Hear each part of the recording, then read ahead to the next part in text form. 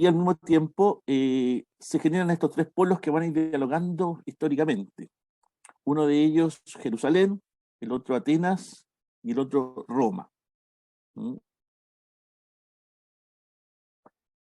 De la civilización griega se hereda la mentalidad lógica, sistematizadora de conceptos, cuyo prototipo es específicamente la filosofía o el filósofo. De Roma se considera como herencia principal el sistema administrativo del Estado, el sistema de derecho, a lo que hoy día hemos llamado el derecho romano.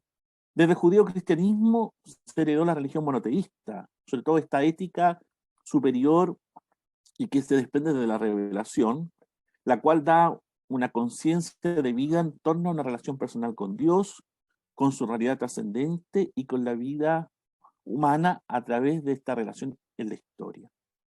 Al meditar en la Biblia y en su extraordinaria conservación y transmisión hasta el invento de la imprenta durante unos 30 siglos, corriendo los riesgos y azares, como sabemos, inherentes del proceso de copiado a mano, que en un principio fue, es una hazaña que frente a este amoroso cuidado y reverencia vigilante, y claramente una gran dedicación, haya llegado a nosotros un texto que podemos tener toda la confianza en torno a lo que nos transmite y en torno a su configuración. Por eso, este texto ha llegado a estos tiempos modernos sin alteraciones sustanciales, y eso se comprobó con el descubrimiento de los rollos del Mar Muerto, y que la dinámica de su mensaje, por supuesto, ha generado una poderosa influencia de generación tras generación para el desarrollo espiritual, cultural y social de la humanidad. Su influjo en la cultura occidental es en verdad incalculable, por esa virtud de poseer que tiende a relacionar el pasado con la actualidad. Por tanto, es imprescindible que revisemos algunas de las esferas en que la Biblia ha contribuido al desarrollo de la sociedad y de la cultura.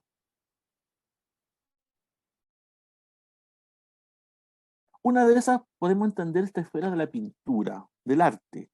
Si se trata de la pintura occidental, no hay que remover mucho más allá de los ejemplos que nos presenta esta influencia de la Biblia en la pintura y en la cultura. Se puede evocar de inmediato los grandes frescos de Miguel Ángel en la Capilla Sixtina, con sus impresionantes escenas de la creación, el diluvio y otros episodios del relato bíblico y sus poderosas interpretaciones pictóricas de los profetas. Se puede desde luego recordar a Rembrandt, este holandés, a quien se le llama con razón el más bíblico de los pintores. De sus obras se calculan más o menos unas 2.200 obras, 70 fuertes, 145 cuadros, 575 dibujos, que se basó en temas bíblicos. Se destacan trabajos maestros como Abraham y los tres ángeles, Abraham e Isaac en el sacrificio, esa muy recordada obra, Elías en el arroyo de Querib, el triunfo de Mardoqueo.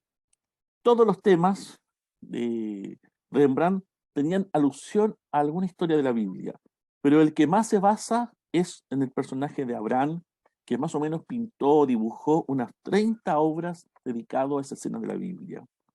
Buscando la historia del arte en el Renacimiento, hallaremos la expulsión de Adán y de Eva en Masaccio, la visita de la reina de Saba en Piero de la Francesca, la prueba del niño de Moisés en el Lloronte, la Madonna de Rafaelo, María llorando por su hijo, Jesús con una aureola de Andrea Sidarto, la fruta prohibida de Tiziano. Como un pequeño muestreo en torno a estos autores y grandes obras de la pintura, podemos ver el impacto que la Biblia tuvo en el Renacimiento italiano y en el Renacimiento de Europa. También podemos hablar de la historia de la música.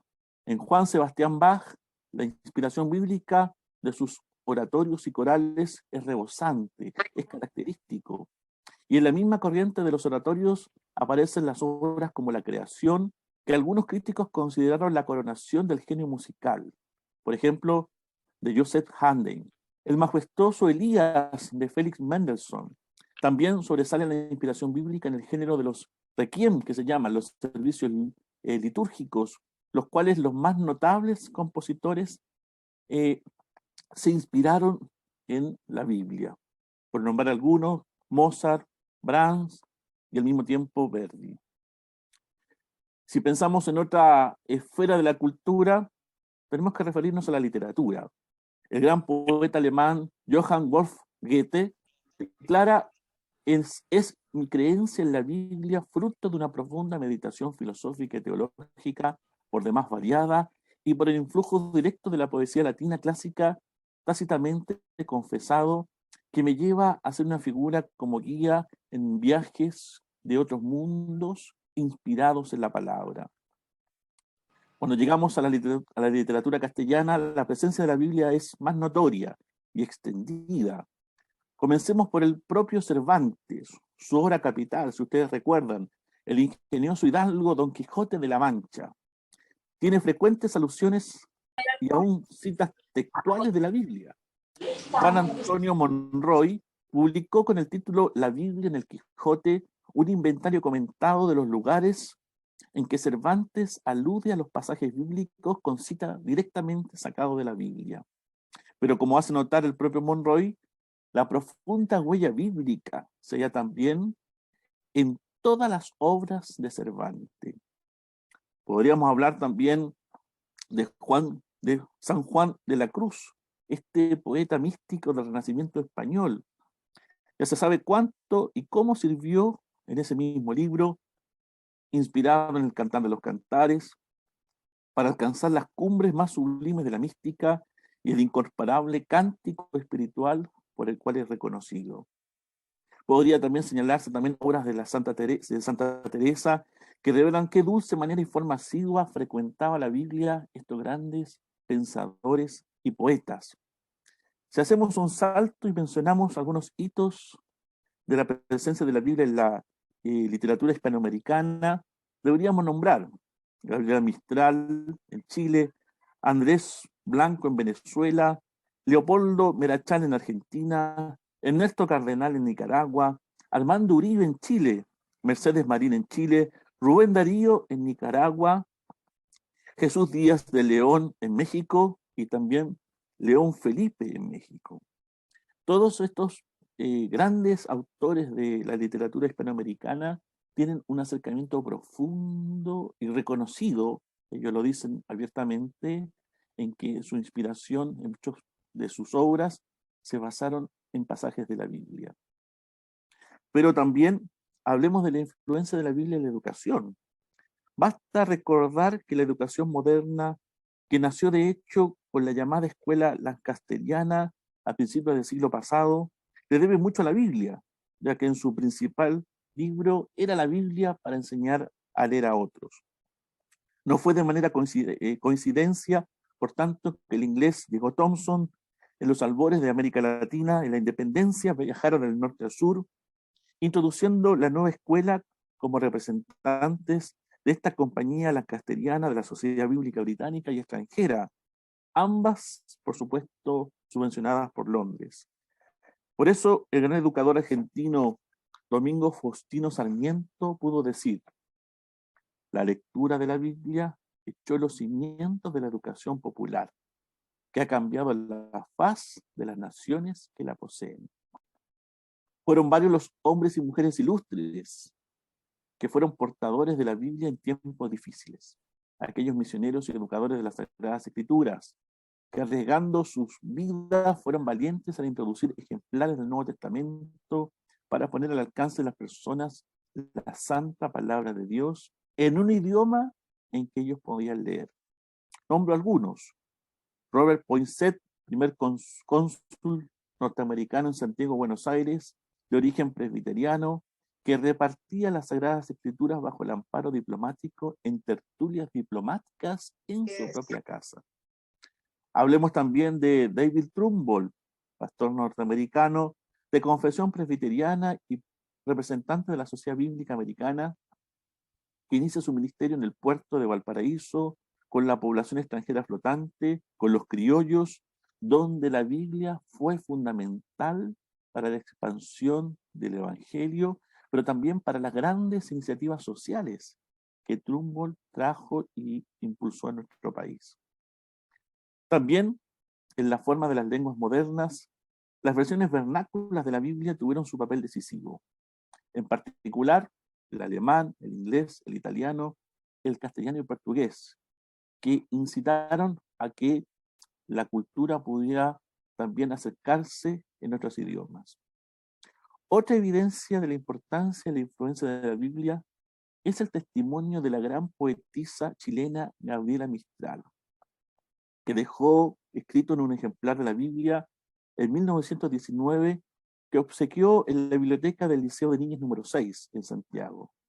Y estas fueron sus palabras: nunca me fatigaste como los poemas de los hombres. Siempre me eres fresco, recién conocido, como la hierba de julio, y tu sinceridad es la única en que no hallo cualquier vía de pliegue, manchada, disimulada de mentira. Tu desnudez asusta a los hipócritas y tu pureza es odiosa a los libertinos. Y yo te amo todo, desde el nardo de las parábolas hasta el adjetivo crudo de los números. Concluyo. La Biblia es el libro más importante que jamás se ha escrito. Es un relato narrado por testigos oculares de hechos históricos de tal magnitud que han marcado literalmente el mundo en que vivimos. Si este libro y los sucesos no hubiesen ocurrido, el mundo occidental y gran parte del oriental serían completamente diferentes de cómo lo conocemos hoy y de cómo lo vemos hoy. Por último, es necesario recordar que las comunidades e iglesias evangélicas, desde sus doctrinas, opiniones y valores bíblicos, contribuyeron a la formación de una comunidad en cada barrio de nuestro país, en que participan fomentando la cohesión social, reafirmando mecanismos de solidaridad, contribuyendo a la prevención del crimen e incluso facilitan la rehabilitación de la sociedad civil. Todo esto la Iglesia lo ha logrado y ha llegado, ¿cierto?, a contribuir de esa manera a nuestra sociedad a través del mensaje de la palabra de Dios que está consignada en la Biblia. Por tanto, podemos tener tres grandes conclusiones. La Biblia es el libro más preciso de la antigüedad. Aunque tiene más de 40 autores, aunque fue escrito en un periodo extenso de años y de siglos, aunque tiene diferentes géneros literarios, no hay ningún tipo de contraposición o de situaciones que son, en cierta manera, irrelevantes para el ser humano. Al contrario, todo lo que la Biblia presenta es relevante. No hay contradicciones. La Biblia se mantiene en esta unidad de su inspiración. La Biblia ha transformado el mundo. Como les decía, ha entrado en la educación, ha entrado en la cultura, ha entrado en la música, ha entrado en todas las áreas que contemplan al ser humano, siempre trayendo lo mejor de sí. Y por supuesto, contiene un mensaje de libertad que transforma vidas.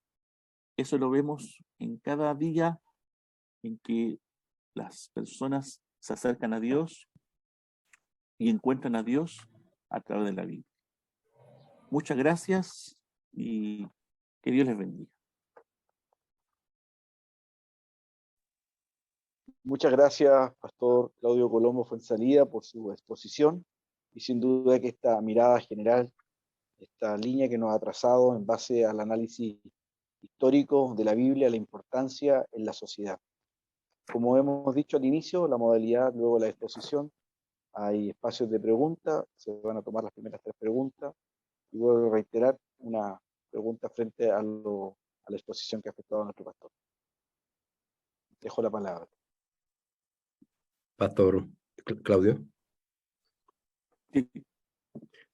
Una consulta. En relación cuando usted menciona la Biblia del Oso como una primera fuente de lengua hispana, ¿cómo ha sido, digamos, considerar esa variable, esos cambios que se han ido dando durante estos años para llegar a la 1960 y estas Biblias actuales? Usted dijo que habían ciertos matices de acuerdo a los escritores, a quienes llevaban de puño y letra. ¿Cómo se ve hoy día de parte de los que estudian la teología al respecto? ¿Han sido grandes cambios en cuanto a esa primera Biblia que se publicó? ¿Responde de inmediato o esperamos todas las preguntas? Como sea más cómodo para usted. Ya. ¿Lo considera? Bueno, yo creo que mi obispo va a profundizar más en eso, pero yo considero que hoy día las ciencias bíblicas están en su mejor momento.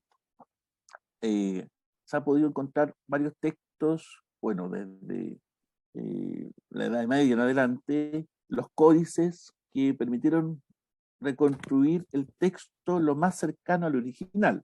Ustedes recordarán que no hay textos originales en la Biblia, ¿cierto? Hay copias y manuscritos de los originales, pero hoy día la ciencia bíblica ha podido reconstruir este texto a través de los diferentes códices, papiros que se han ido descubriendo, y también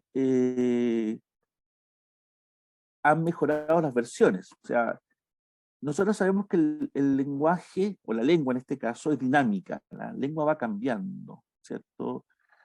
Y si cambia la lengua, cambia también la forma de expresar que tenemos de la realidad. Por tanto, las versiones bíblicas es una mejora al lenguaje, de acuerdo a los cambios que se van produciendo, donde la Biblia en cierta manera ha tenido su aporte.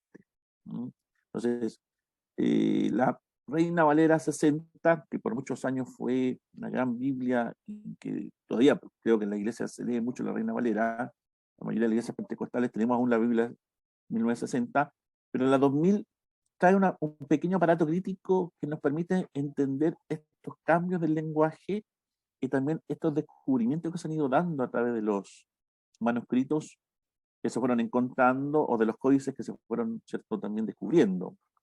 Eso hoy día nos permite poder tener certeza y seguridad que el texto bíblico que tenemos es lo mejor que hay y lo más cercano al original.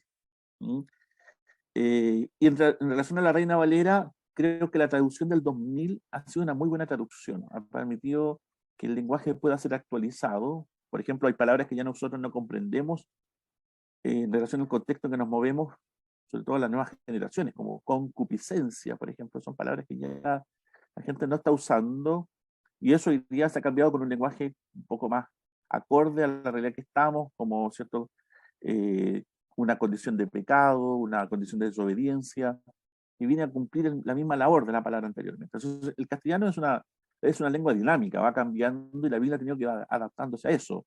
Entonces, si comparamos el ejercicio que en una primera instancia hizo la Reina Valera al de hoy, claro, fue para el mundo hispano lo mejor que se puede dar, pero que hoy día realmente también ha tenido cambios importantes que van reflejando estos cambios en la cultura hispanoamericana.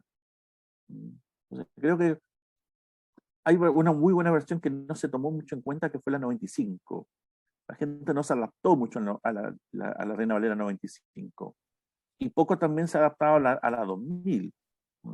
Pero la verdad es que la iglesia debe ir transitando también con estas nuevas versiones, porque es una mejor forma de comprender. Muchas veces nosotros como cristianos lo que usamos son traducciones dinámicas, ¿ya?, donde la Biblia es una paráfrasis. Pero la verdad es que, aunque nos ayuda a entender un poco más el texto, nos distancia mucho del sentido del autor o del mensaje que el autor quiso plasmar en el texto. Entonces hay que tener cuidado y también con esas versiones que, por hacer un lenguaje un poco más amigable, se desprenden de la realidad que el autor quiere comunicar. Muchas gracias, Pastor Claudio.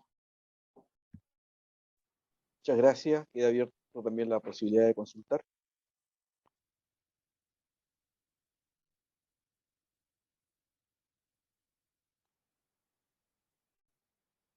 Agradecemos a nuestro pastor Claudio Colombo Fuenzalida. No sé si hay alguien. Perdón, Rodrigo Robledo tiene una consulta.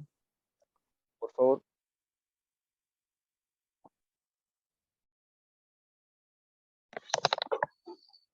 Hola, pastores. Pastor Claudio, Mi consulta es la siguiente. Usted mencionó sobre la influencia de la Biblia como cultura occidente, ¿cierto? Y dentro de esas influencias, eh, esto viene como en el occidental, greco-romano y judeo-cristiano. Si bien cuando usted, por ejemplo, explica sobre las diferentes traducciones que hemos tenido a nuestra mano, ¿cierto? Eh, el pensamiento respecto a, como usted decía, enfocarse en el escritor, ¿cierto? Que nos plasmó el mensaje de, ya sea de las cartas o del Antiguo Testamento, em, nos, nos enfoca em, en un pensamiento de cultura judía, ¿cierto? O, o se toma también con pensamiento greco-romano, con los cambios que se han ido generando. ¿Cómo me adapto yo a esta cultura para poder tener una mejor comprensión de la escritura? Esa sería mi pregunta. Bien, gracias por la pregunta. Bueno, acá la tarea del exégesis de la hermenéutica es fundamental.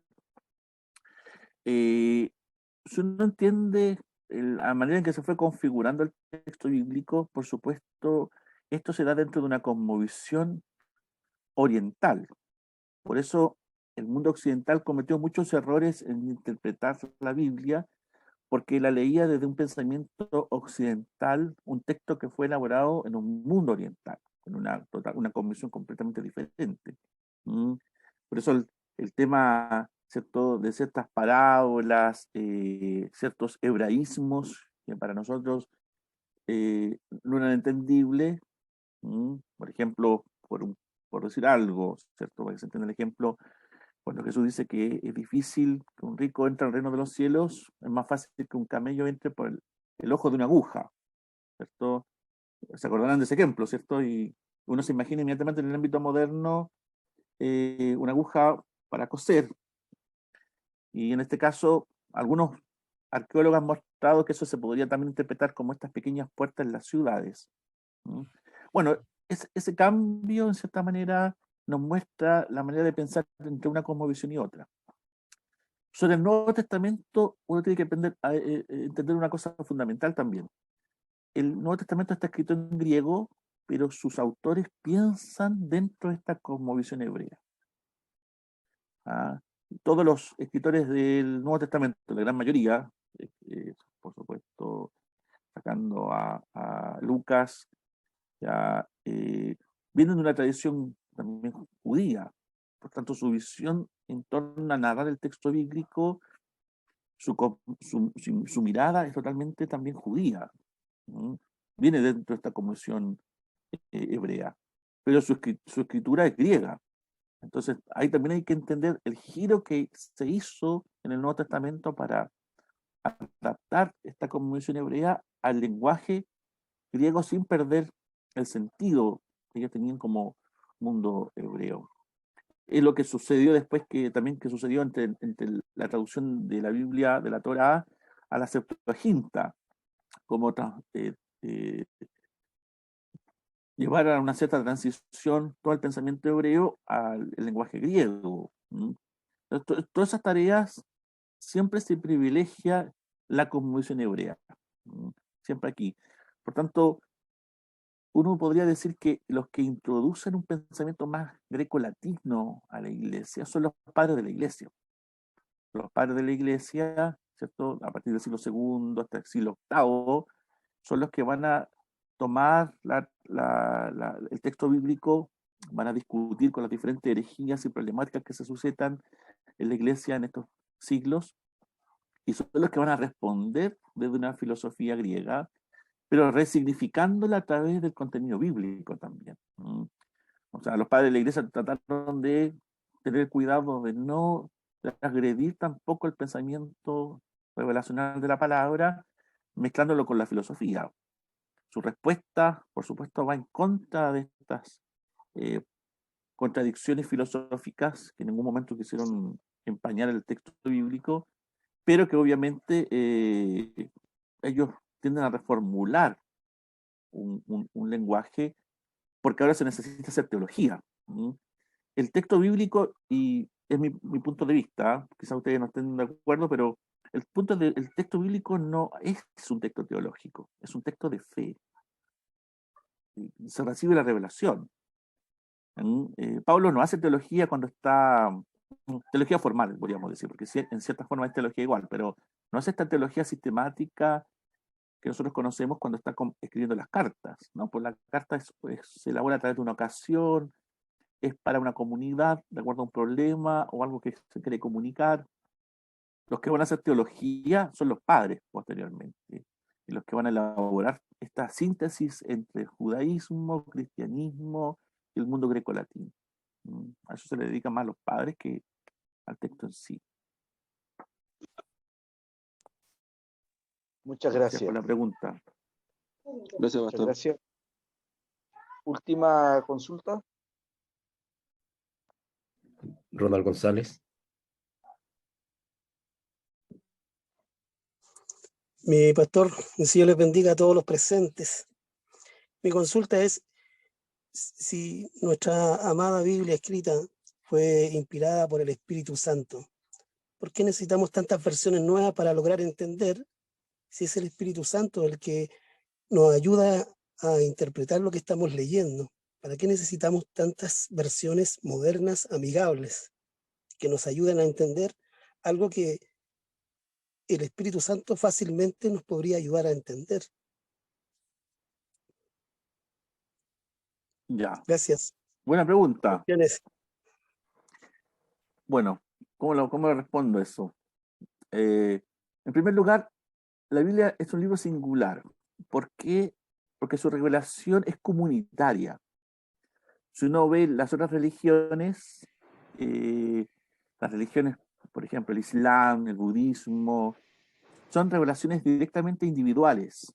Es un ángel o es, ¿cierto?, una inspiración que le llega a la persona y escribe el texto sagrado. Por ende, esa revelación o esa inspiración se sustenta y se edifica principalmente en la subjetividad de un individuo. La diferencia de la Biblia, y ahí está la riqueza, es que es comunitaria. La revelación le llega a un pueblo. Por supuesto, Dios levanta un hombre, levanta una mujer, Dios le habla a una persona, pero esa revelación siempre tiene una finalidad comunitaria. El pueblo recibiendo, reconociendo que eso es palabra de Dios.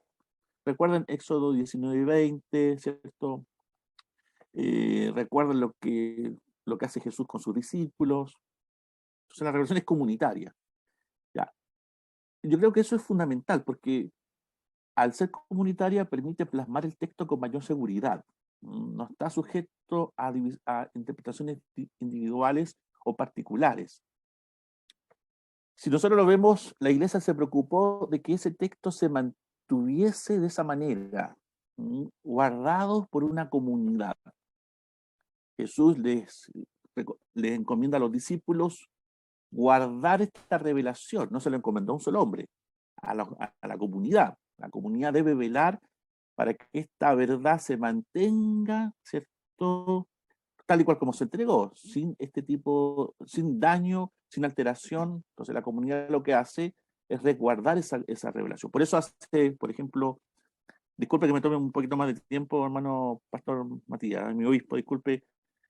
Ahí el tema está en que la comunidad se preocupa de cerrar el canon, por ejemplo. Primero el mundo judío, cierra la Torá, cierra el Nevi'im, que son los profetas, y por último cierra el Ketuvim. Es la comunidad cerrando, que es la que considera que esos textos son los textos inspirados por Dios.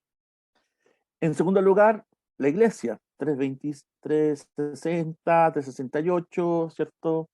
Se cierra con el Nuevo Testamento y se establecen estos textos como inspirados.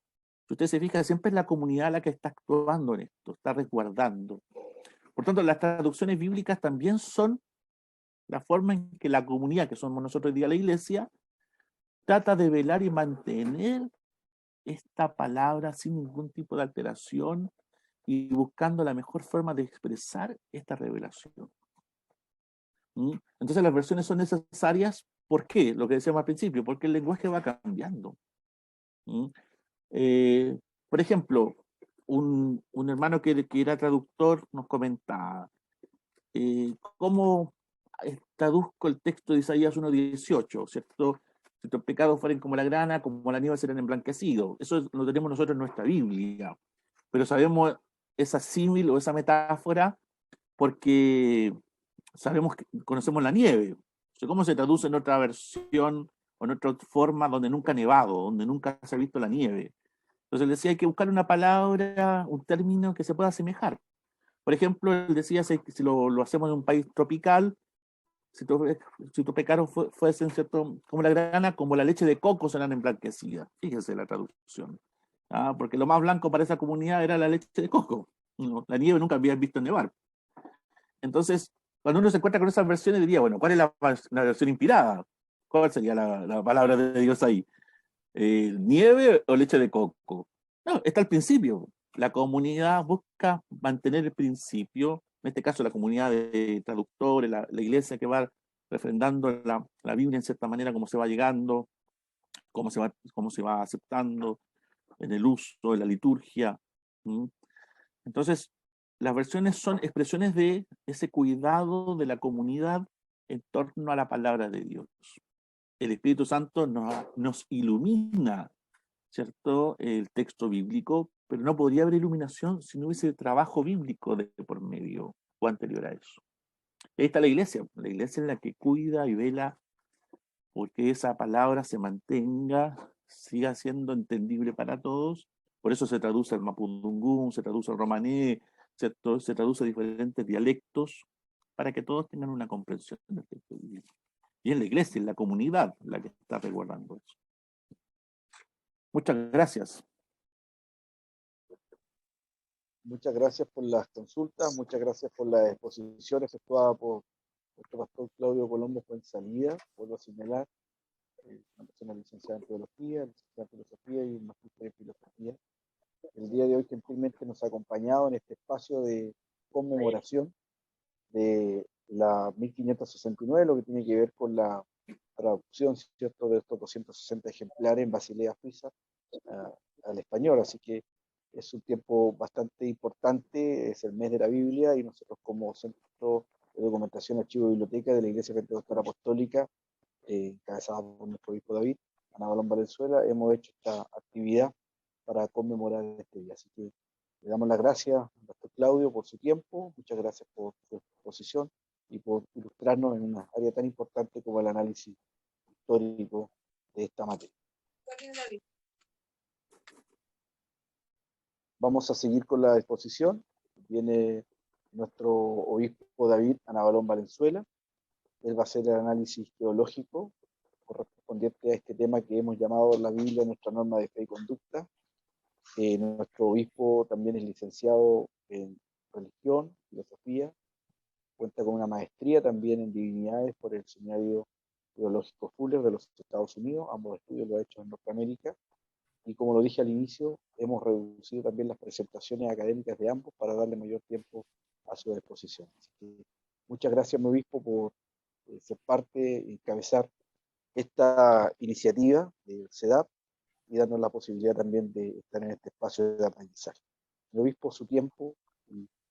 Muchas gracias. Comenzar dándole gracias a nuestro pastor Claudio Colombo por la excelente exposición. Gracias, Claudio. Qué lástima que estamos virtualmente y no podemos expresarnos más el cariño, pero así silenciados como estamos, permítenos darle gracias al Señor a través de este aplauso y dar gracias al Señor por tu vida, dedicada también a la docencia. Yo sé que en un momento más tienes que retomar las clases, así que muchas gracias, qué bueno que estás con nosotros y obviamente cuando tengas que desconectarte por los motivos que ya sabemos, siéntete en la libertad de hacerlo, pero muchas gracias, mi pastor Claudio, por bendecirnos. Uno de los profesores, maestros ahí de la comunidad teológica evangélica, un bastión de la teología aquí a nivel nacional. Así que, pastor Claudio, saludo ahí a todos también los colegas. Quisiera dar gracias al Señor por la excelente participación. Qué grata sorpresa ver que más de 90 conexiones, pastores, pastoras, los saludamos, gracias por el interés, felicitar al Centro de Archivo y Biblioteca de nuestra misión, gracias a mi pastor Matías, gracias a mi pastor Rubén, gracias pastor Elías por este trabajo. Este es el trabajo silencioso, este es el trabajo de ratón de biblioteca, ¿verdad? Estar juntando todos estos elementos que en algún día a usted le va a ayudar. Cuando esté necesitando saber algo, algún material, puede recurrir a nuestro centro y ahí lo va a obtener. Yo tengo un regalo para el centro y se me ocurrió que a propósito del mes de la Biblia, tengo aquí una de las últimas exposiciones de nuestro obispo Francisco Anabalón con respecto al tema de la Biblia. Así que yo creo que esto también debe ser parte del archivo nuestro. Dándole gracias al Señor entonces por esta hermosa iniciativa. Darle gracias también al Ministerio de Comunicaciones, IPA Comunicaciones, que hace posible y gestiona. Gracias a mi pastor Enrique, vía Miguel, a quien también le damos la bienvenida, Miguel Sangüesa, allá también por razones académicas, regresando de México. Un saludo para todos. Trate de darme la mejor de sus sonrisas, por favor. Yo no sé por qué en Zoom nos ponemos tan serios, parece que estuviéramos enojados o molestos, y no, yo sé que estamos contentos, así que trate de dar la mejor sonrisa y que bueno, tenemos un tiempo acotado, así que no se preocupe, no va a ser algo extenso y me voy a limitar al tiempo que se me ha sido asignado. Así que mi pastor Enrique, si me permite compartir la PPT que traigo. Está disponible mi obispo. Ya, perfecto, muchas gracias. Ahora que lo puede hacer es otra cosa, ¿verdad? Vamos a ver si es posible. Ya. Díganme si lo ven ustedes ahí, alguien que me diga, porque yo ya no los veo a nadie, así que alguien que me diga si se está viendo. Aún no, mi obispo. No, ya, vamos a... Que yo tengo un monitor que a veces más que ayudarme... pues me está faltando algo obvio. Tengo que compartir pantalla primero. ¿Verdad? Ya. Ahí sí. Ya.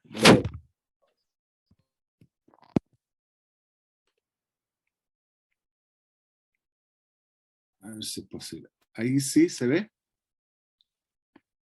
¿Lo pueden ver? Les recomiendo, tienen una forma para... Muy bien se ve. Ya, para achicar las cajas, cosa que no le tapen de la pantalla. Así que si puede dejar a lo mejor solo una cajita ahí, si no sabe cómo hacerlo no se preocupe, pero puede achicarlo, usted puede decidir cómo lo va a ver. La Biblia, norma de fe y conducta. Después de esta excelente exposición del pastor Claudio que nos vuelve a mostrar, y para algunos, ¿verdad?, sorprender la influencia de la Biblia en cosas que a veces nos parecen tan cotidianas, como el arte, la música, la literatura, en tantas áreas, ¿verdad?, de la cual la historia de la humanidad se siente tan orgullosa. Y qué interesante que la Biblia forma parte de estas expresiones humanas. Ya el título implica una declaración contundente. Declarar a la Biblia como una norma de fe y conducta ya da cuenta de una intención.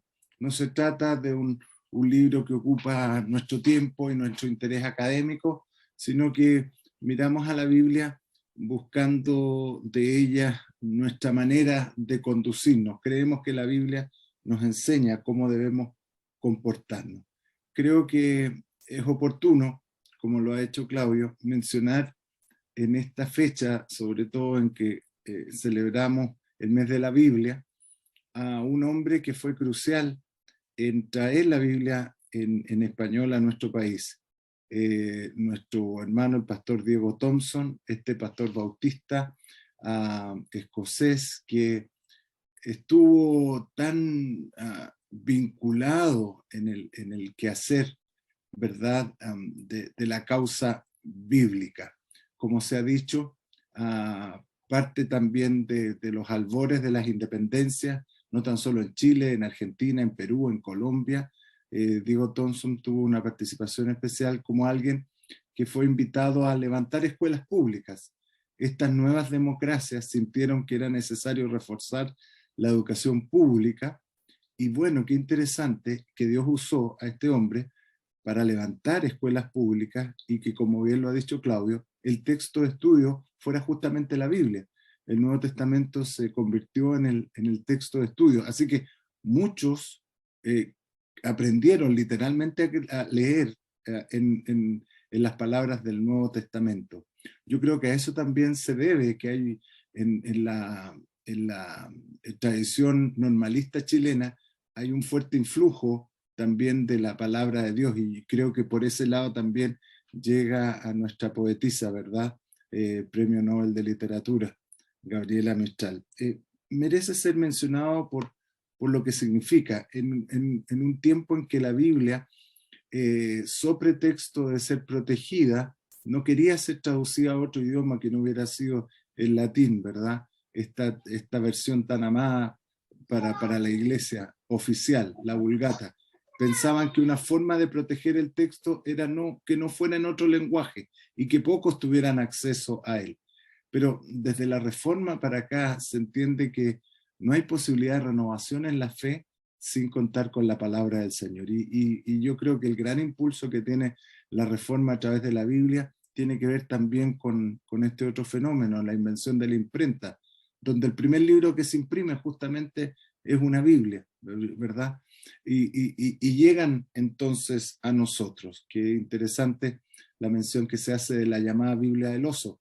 Esta Biblia que nosotros llamamos Reina Valera, algunos piensan que se trata de una sola persona, no, son dos personas en distintos tiempos que dan origen a esta versión hispanoamericana que nos ha bendecido a través de los tiempos y que encuentra esta nueva versión en el 1860 aproximadamente, que nos dura hasta el 1909, y luego esta tan amada versión del 60, y como bien ha dicho Claudio, versiones posteriores que lo que buscan es hacer más entendible la palabra de Dios para todos nosotros. Pero aquí vamos a mostrar un poco nuestros cariños y nuestros afectos, porque si hay alguien que nos transmitió cariño por la palabra del Señor fue nuestro amado obispo Francisco Anabalón. Muchos de los que estamos aquí somos cercanos discípulos, discípulos obviamente en el buen sentido de la palabra, de nuestro amado obispo Francisco, quien siempre amó tanto la palabra y amó tanto la causa bíblica. Y de él escuchamos frases como esta: la Biblia contiene historias que debemos conocer, promesas que podemos disfrutar y mandamientos que debemos obedecer. Yo sé, mi obispo, un hombre también estudioso de la palabra, queriendo transmitir, ¿verdad?, a los pastores, a nosotros, el deseo por estudiar la palabra del Señor, nos daba estas perlas que hasta el día de hoy nos han acompañado. Estas frases, él diría que no es original de él, pero yo creo que él logró darle el brillo que nos permite hasta el día de hoy a nosotros recordarlo. Hacemos nuestra esta frase. Creemos que la Biblia contiene estas historias que debemos conocer. Tenemos que conocer, por eso hay que leer la Biblia. Qué interesante lo que decía Claudio, que las comunidades evangélicas leen la Biblia en todos los barrios, en todo lugar. La Biblia es tan central, ¿verdad? Nosotros, no tan solo como protestantes, pero también como pentecostales, la Biblia es parte importante de nuestro culto, de nuestra devoción al Señor. Por eso están las promesas que podemos disfrutar y mandamientos que debemos obedecer.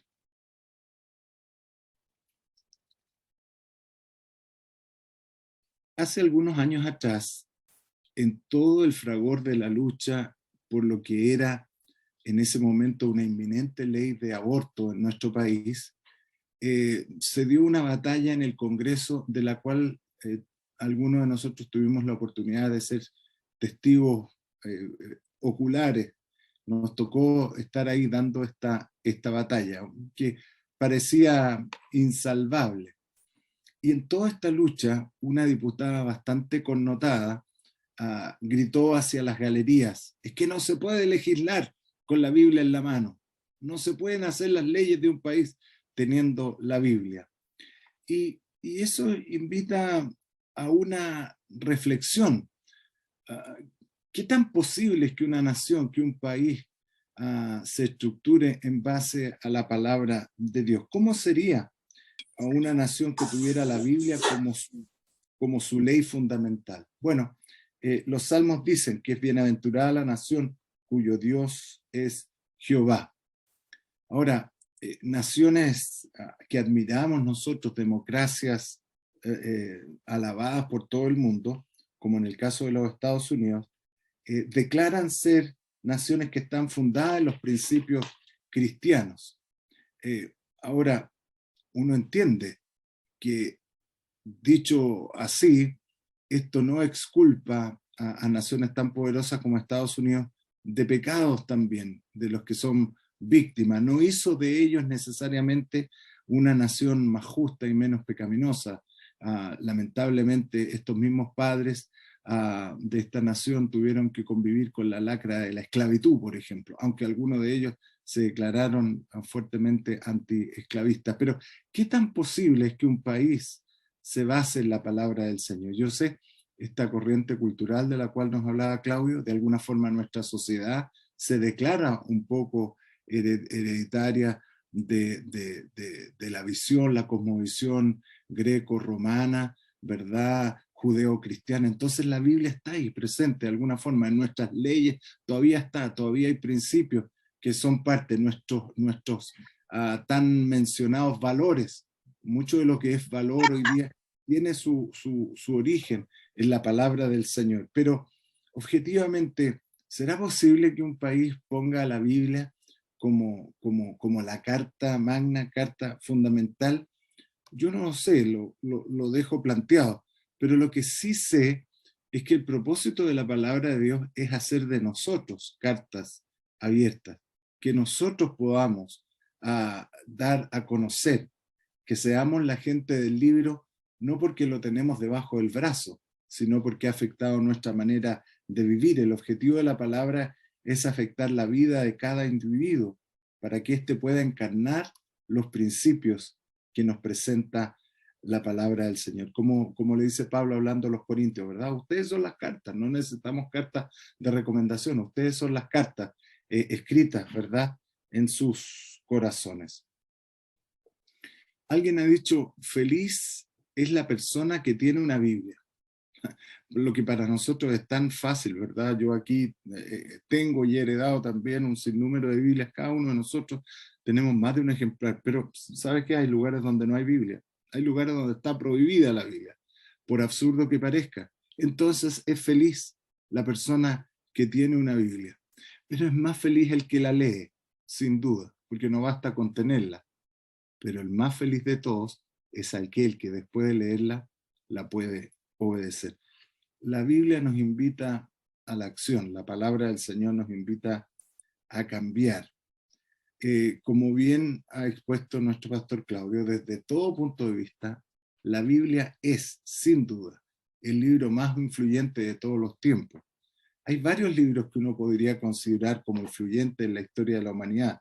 La Carta Magna, por ejemplo, que se da como base para el establecimiento de lo que posteriormente iban a ser son los derechos humanos universales, o libros como El Príncipe, ¿verdad?, que es considerado como un mapa perfecto en todo lo que es la realidad política de un gobernante, o La riqueza de las naciones, este libro, ¿verdad?, El Capital de Smith, que habla un poco de sistemas económicos que han transformado sociedades enteras, o por el otro lado, el Manifiesto Comunista, y así han habido escritos, pero ninguno de ellos se puede comparar a los efectos que ha tenido la Biblia. No hay en ninguno de ellos la capacidad que ha tenido la Biblia para, a través del tiempo, afectar a tantas y a tantas personas.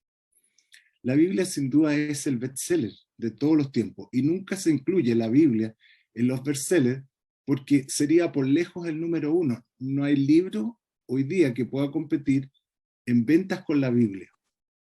No hay forma de comparación. Por ejemplo, en un año se venden aproximadamente más de 40 millones de Biblias. Imagínense lo que eso significa.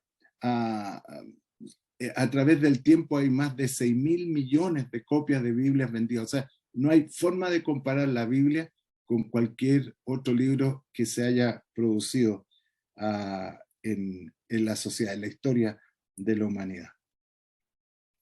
Ahora, ¿cuál es nuestra convicción con respecto a la Biblia? Y esto lo declaramos de manera categórica. La Biblia es la palabra de Dios, infalible, completa, final y normativa. Esto también, ¿verdad? Lo hemos recibido, lo hemos digerido y lo creemos. Esta es la combinación que tenemos. Déjenme...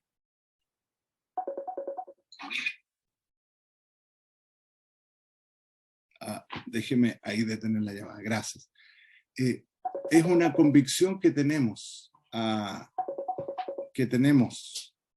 la palabra del Señor. Alguien insiste en llamarme, pero estoy aquí, a ver si alguien me ayuda, gracias.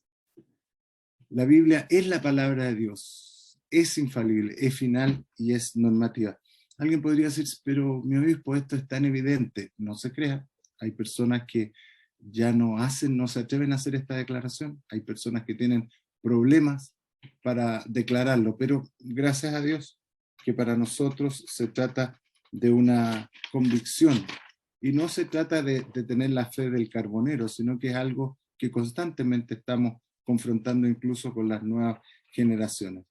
¿Qué estamos diciendo? Que no es que la Biblia contenga la palabra de Dios, la Biblia es la palabra de Dios. Declaramos que no hay error en ella, que no necesita que se le agregue ni se le quite ninguna parte. Nada en la Biblia nos avergüenza, no hay nada en la Biblia que nos escandalice, ¿verdad? Entendemos que ahí está todo el consejo del Señor para nosotros. No hay más revelación. Después de la Biblia no creemos que nada que produzca el hombre está a la altura de lo que ya estableció el canon, como también decía nuestro pastor Claudio, que el Espíritu Santo también permitió que estas personas tomaran estas decisiones que fueron tan importantes también para la historia de la Iglesia, con respecto bueno, ¿dónde se detiene el canon? ¿Cuáles son los libros de la primera línea que necesita la Iglesia en todo lo relativo a Dios, a la salvación, a la fe? Todo error doctrinario surge de la necesidad de agregarle algo a la Biblia. Cuando alguien dice, la Biblia sí, pero, y quiere agregar algo, es un claro síntoma de que hay un error, de que viene, como decimos en jerga, ¿verdad?, popular, una cuchufleta. O sea, la Biblia no necesita adendums, no necesita que se le agregue algo más.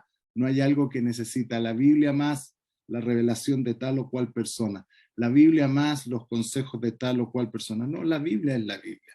La Biblia es la palabra del Señor. Así que cuando para alguien la Biblia no es suficiente, cuando a alguien le surgen deseos de escuchar otras cosas, cosas diferentes, cosas novedosas, entonces es probable que nos esté conduciendo al error. No es probable. Tenemos claridad absoluta. Debemos amar la Biblia. Debemos defender la palabra del Señor, aunque la Biblia se defiende sola, no necesita, ¿verdad?, de defensa. Pero, y no estoy diciendo con esto que debemos convertirnos en bibliólatras, sino que debemos amar al autor de la Biblia. Debemos amar a Dios por sobre todas las cosas. Hace poco escuché a alguien decir que cada vez que se lee la Biblia, es el único libro que cuando se lee su autor está presente. Qué interesante me pareció. Cuando leemos la palabra del Señor, el Señor ahí está con nosotros, como alguien preguntaba, haciendo entendidas aquellas cosas que necesitamos entender. Yo quisiera simplemente refrescarles la memoria con algo que todos nosotros sabemos y conocemos, y voy a citar las Escrituras, porque quisiera concluir planteando qué es lo que dice la Biblia de sí misma.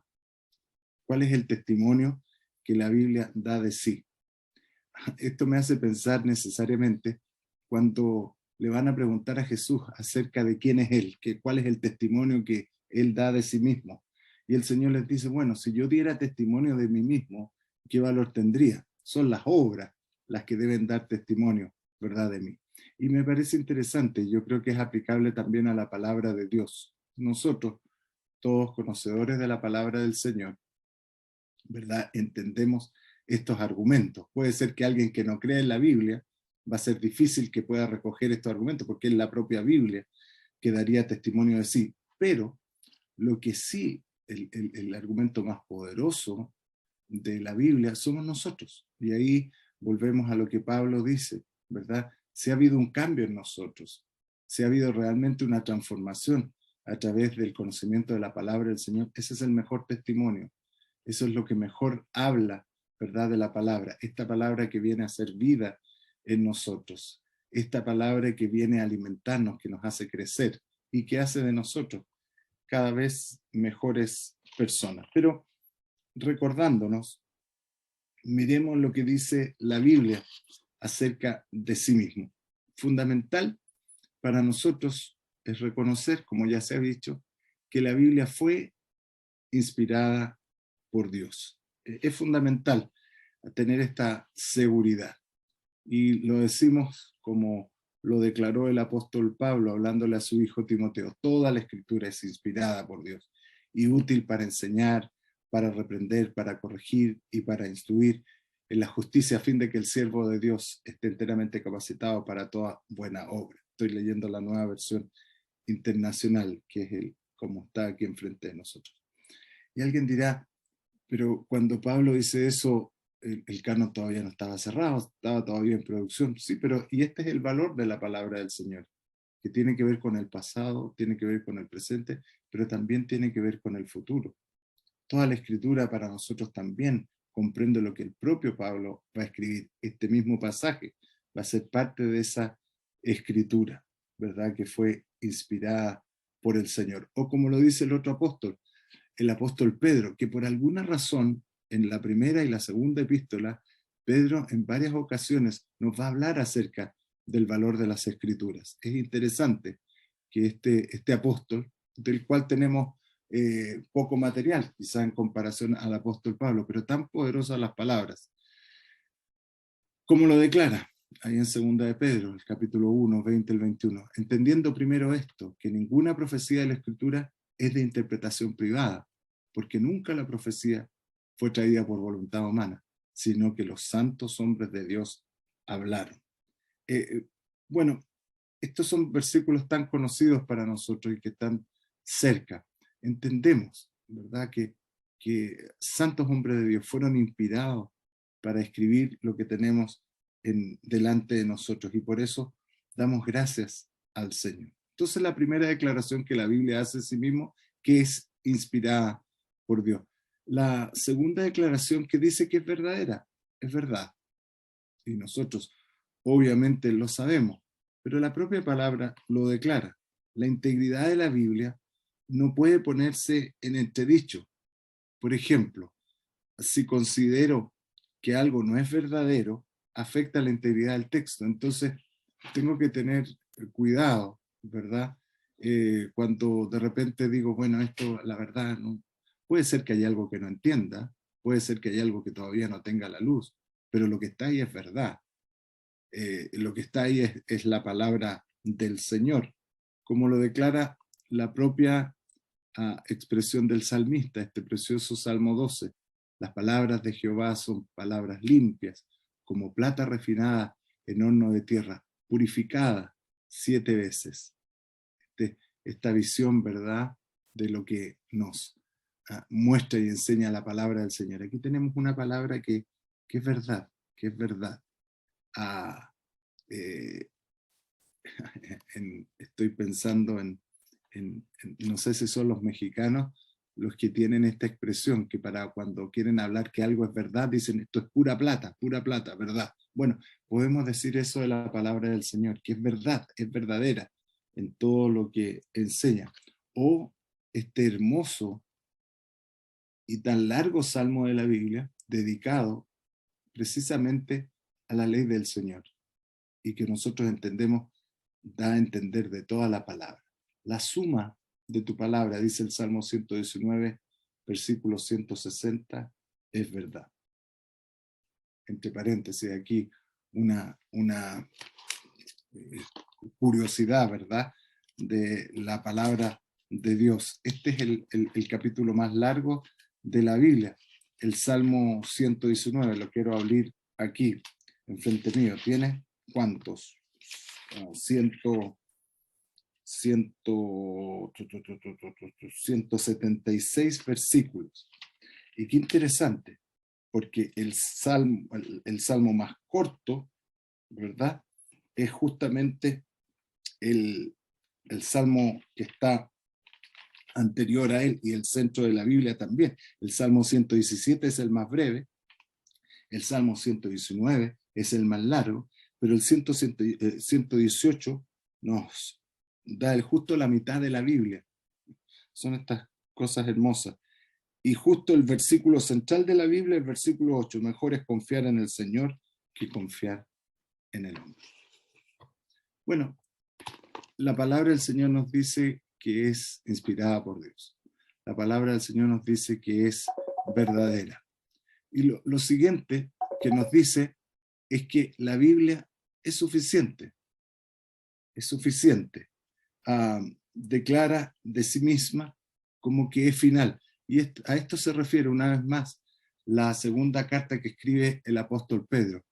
Como todas las cosas que pertenecen a la vida y a la piedad nos han sido dadas por su divino poder, mediante el conocimiento de aquel que nos llamó por su gloria y excelencia. Todo lo relativo a la vida y a la piedad. Y aquí sí se hace necesario quizás venir a una versión que nos clarifique el texto, ¿verdad? Como lo expresa la versión Dios habla hoy.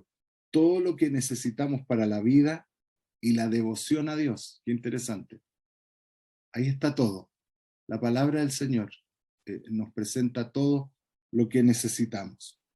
Y luego esta recomendación que es tan clara también para nosotros, no tan solo por las palabras del Apocalipsis, pero aquí también en el Proverbio, donde se nos dice que toda la palabra de Dios es digna de crédito y Dios protege a los que en él buscan refugio.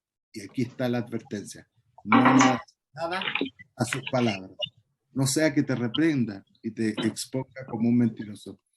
Y aquí está el desafío para nosotros los predicadores y predicadoras de la palabra del Señor, de mantenernos fiel al texto, mantenernos fiel a la palabra, de no tener la tentación de querer añadir algo, porque cualquier cosa que llevemos no le vamos a hacer un favor a la palabra. Que sea la palabra, que sea el texto que pueda bendecirnos. Así que damos gracias a Dios por el ministerio de la palabra. Damos gracias a Dios, no tan solo porque es el mes de la Biblia, que nos permite recordar estos hitos históricos tan importantes, ¿verdad? Yo doy gracias a Dios por hombres, por mujeres que se han dedicado su vida a la causa bíblica. Es la traducción, ¿verdad? Es la difusión, es la promoción de la palabra del Señor, no tan solo como parte del directorio de Sociedad Bíblica, pero como pastor, como un hombre que quiere bendecir a otros a través de la palabra del Señor, que es su deseo, que es mi deseo. Damos gracias al Señor por la bendición de tener estas palabras que son tan preciosas, esta miel que fluye del panal, este oro refinado que está en nuestras manos, y esperamos estar a la altura, pero no tan solo para estudiarla, sino que como Esdras, ¿verdad?, que dispuso su corazón para inquirir la ley de Jehová, para ponerla en obra el primero, ¿verdad?, para vivirla y luego para enseñarla también a otros. Ese es nuestro deseo. La diputada gritaba a toda voz: no se puede legislar con la Biblia en la mano, no se puede legislar con la Biblia en la mano. Bueno, no esperamos que el Congreso redacte leyes que cambien el corazón de las personas, pero deseamos que lleguen al Congreso hombres y mujeres transformados por la palabra de Dios.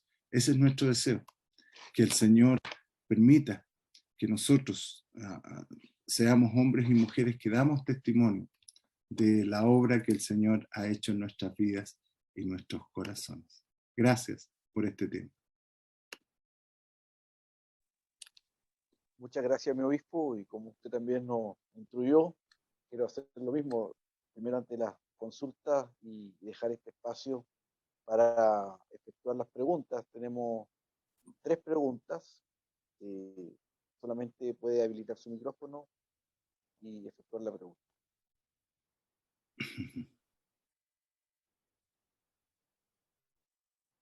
Aquí está el pastor Alfredo Cooper, mi obispo. Qué bueno que está con nosotros, Alfred. Bienvenido. Oiga, me está dando la palabra. Hoy estoy un poco resfriado en casa y estaba aburrido. Y miren que encontré este tesoro. 2 grandes expositores y mi gran amigo David Anabalón. Gracias, David, por esta excelente exposición. Biblia explicando Biblia. No hay nada más rico que eso. Y nos has bendecido muchísimo repasando estas verdades. Mi pregunta va en torno a lo que a mí me concierne, en torno a cuán evangélicos son los evangélicos. A lo que me refiero es lo siguiente. Yo creo que somos muy evangélicos, ¿no? Pero por definición, los evangélicos son quienes adhieren a las escrituras, por definición.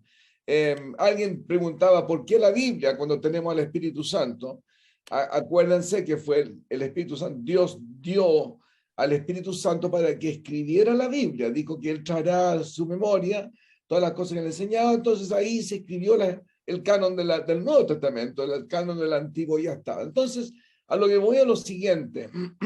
Si ese canon lo tenemos y la Escritura dice, Pablo en Gálatas 1 dice, cualquiera que no predica el evangelio que yo predico, sea anatema, así de serio, ¿no? A mí me preocupa, siendo anglicano, habiendo visto en Inglaterra lo que llaman el desliz teológico, donde poco a poco evangélicos se van mutando y llegan a ser liberales. Hoover, quien es mi objeto de estudio en este momento en un doctorado que estoy haciendo, fue muy feroz con esto. Y por eso vuelvo a mi pregunta, ¿cuán evangélicos somos los evangélicos hoy día? David, ¿hasta qué punto es posible responder esa pregunta? No sé, pero te la lanzo a ver si puedes tú explicar. Siendo de la línea Navalón, sin duda tiene experiencia en esto. Alfredo, gracias. Primero, felicitarte yo sé que fuiste reconocido en Buenos Aires por tu labor en un instituto que capacita a líderes de todo el mundo justamente en el área del evangelismo, así que también recibe nuestras felicitaciones. Tu nombre estaba ahí también, David. Bueno, gracias, gracias. Yo creo que esa es la pregunta del millón, ¿verdad? ¿Qué tan evangélicos somos los evangélicos? Yo creo que sí, el apóstol Pablo de alguna forma visionó esto y cuando le advierte a su hijo Timoteo le da a entender esto, que tenga cuidado de la doctrina, o sea, que se preocupe. Por eso a mí me bendice tanto y que nuestro centro, ¿verdad?, de archivo y biblioteca tenga esta invitación y la respuesta tan contundente, porque a veces surge la falsa impresión, no, a la gente ya no le gusta estudiar, no, esto es muy fome para las personas, y parece que el mismo diablo está detrás de eso, porque sí nos interesa, sí queremos inquirir de la ley del Señor. Yo creo que puede ser un signo de este tiempo alejarse un poco. Yo creo que a veces corrientes un poco también dentro de la tradición pentecostal, sobre texto quizás de una nueva moda o algo, adoptan más la forma que el fondo y se van poco a poco despegando del Evangelio. Por eso yo creo que nosotros tenemos que siempre mantenernos con la Biblia en la mano y con el Evangelio, las palabras de Jesús. A mí me bendijo mucho el ministerio del doctor Billy Graham, y él era un hombre no tan solo de vida devocional rica, pero era un hombre que decía, yo leo un salmo cada día, leo los evangelios cada día, y tenía una selección. Y qué interesante es que las palabras del evangelio sean lectura nuestra permanente, para no apartarnos un ápice. Yo creo que a veces hay corrientes de este mundo que afectan a la iglesia, nos afectan a nosotros, y por eso hacemos bien cuando nos mantenemos lo más cerca, porque vendrán tiempos, lo dice Pablo, cuando no sufrirán la sana doctrina, sino que algo nuevo, quiero escuchar algo diferente, y lo vemos incluso en nuestros propios hermanos de repente.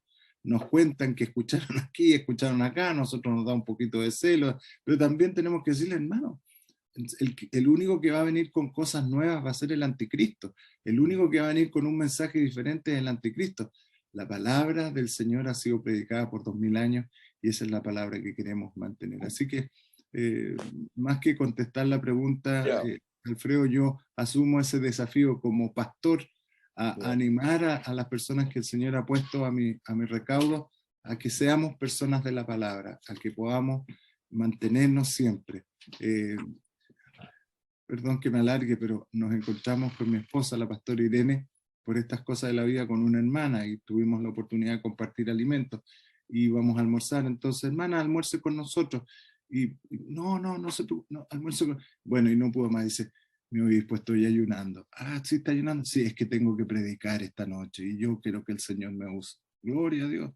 Cuando se toma en serio el hecho de compartir la palabra, cuando hombres y mujeres en la sencillez, pero buscan al Señor para que la palabra produzca vida en los corazones. Muchas gracias, David. Sí, extraordinario. Muchas gracias. ¿Alguna otra consulta?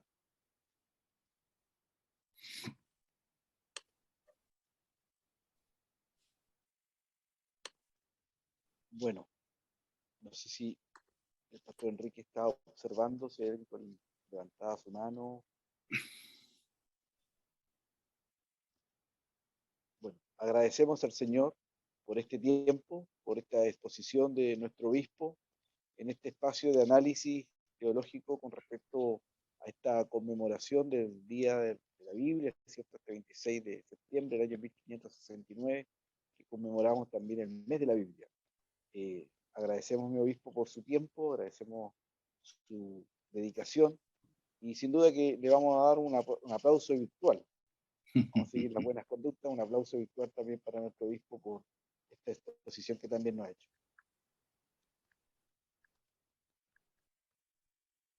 Hemos tenido la posibilidad como centro de documentación, archivo de biblioteca, encabezada por nuestro obispo de nuestra Iglesia Pentecostal Apostólica, de hacer esta actividad que se enmarca en esta conmemoración. Por lo señalar, el equipo del CEDAP, está nuestro pastor Rubén Aldana, nuestro pastor Elías Parada, nuestra pastora Eliana Oces, y quien está en este momento moderando, bajo la supervisión y dirección de nuestro obispo, del presbiterio, y es un aporte a nuestra iglesia, pero también es un aporte a la iglesia angélica en el contexto en el cual nos desarrollamos. Por eso que estas actividades se abrió también el espacio de invitación. Hay pastores de la Iglesia Pentecostal Apostólica, pastoras, obreros, pero también hay pastores de diferentes denominaciones que el día de hoy también nos han acompañado y han aceptado esta invitación que gentilmente ha hecho nuestra denominación. Y en este sentido, como iniciamos nuestro espacio en el tiempo de orar a Dios, ser guiados por nuestro Señor en este tiempo de seminario, la Biblia como nuestra norma de fe y conducta, también quisiéramos terminar de la misma forma, que también nos hace orar a Dios y agradecerle por este maravilloso tiempo, este tiempo de aprendizaje, este tiempo de ilustrarnos y a la vez también fortalecer nuestra fe. Hemos hecho el análisis correspondiente a los dos expositores, análisis teológico y análisis histórico. Estuvo nuestro pastor Claudio Colombo Fuenzalida y nuestro obispo David Anábalo Valenzuela. Y vamos a pedirle a nuestra pastora Irene, que partió el tiempo de conversación, nuestra pastora María. Me gustaría saber si estaría en condiciones de poder también efectuar una oración de pastora Irene Anábalo.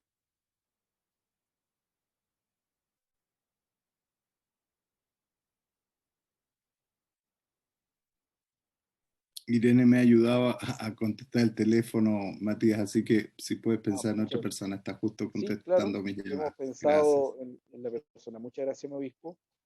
Como lo dije, hemos invitado a personas de diferentes denominaciones y tenemos la bendición también de contar con nuestro obispo Alfred Cooper, de la Iglesia Anglicana. A él le correspondió en un periodo también de nuestra historia republicana ser el representante protocolante del gobierno supremo, y por ende también ha sido capellán del Palacio de la Moneda y obispo de la Iglesia Anglicana, y muy cercano, muy amigo del obispo Francisco Ana Balón Duarte, y así como lo ha señalado del obispo de Ana Balón Valenzuela. El obispo Alfred Cooper, por favor, si puede orar en nuestro Dios. Es un deleite, Pastor Matías. Gracias por esta oportunidad. Debo decir que es bueno ver a la Sociedad Bíblica y otros grupos con este gran esfuerzo de mantener la Biblia central. Va a ser clave en el futuro de lo que es nuestra nación. Ahí en Argentina, todos miraban a Chile, los brasileros que tienen elecciones luego, están clamando, Señor. Y yo siempre decía, es el mundo evangélico que está al centro de nuestra nación, moviendo las cosas que aquí, con todo gusto, voy a orar. Padre, gracias por tu palabra. Gracias que soberanamente hiciste que se escribieran las escrituras y que las tenemos para gozarlas, deleitarnos en ellos y en ella y obedecerla todos los días, como hoy hemos escuchado y hemos sido desafiados. Señor, que sea tu palabra, sí, que vaya filtrándose poco a poco a cada estamento de nuestra vida. Y sí, al Parlamento, Señor, sí, que las leyes sean afectadas como empieza a ocurrir en varias naciones ahora, y como ocurrió en el pasado, y vimos en el funeral de la reina Isabel, Señor. ¿Cuánta la palabra primaba? Señor, oramos que nuestra nación entera sea saturada de las Escrituras, y cada uno, cada participante hoy, de estos 90 y tantos que estuvieron, seamos portadores de tu bendita palabra para nuestra nación. Te lo rogamos con mucho agradecimiento en el nombre de Jesús. Amén. Amén. Muchas gracias por el tiempo que ustedes han puesto para disposición y a la vez también tiempo de aprendizaje. Obispo, muchas gracias, Pastor Claudio. No, gracias, Matías. Y si me permite recordar a nuestros pastores que este sábado nos unimos en nuestra jornada de ayuno y oración a las 9 de la mañana. Nos estamos uniendo para orar, seguir intercediendo. Así que tenemos muchos motivos. Saludar a nuestro presbítero René Viveros, que lo vi por ahí, cada uno de nuestros pastores, pastoras, hermanos y amigos. Y una vez más, gracias a nuestro pastor Claudio, que tuvo la gentileza de sumarse con nosotros. Muchas gracias, mi pastor Matías, gracias mi pastor Rubén. De esa forma damos por finalizada esta actividad académica del CEDAP, Centro de Documentación, Archivo y Biblioteca. Un gran abrazo, bendiciones. Que el Señor les bendiga. IPA Comunicaciones, una vez más, al servicio de la comunidad evangélica, no solamente de la IPA, sino que también del país. Bendiciones. Bendiciones, bendiciones para todos.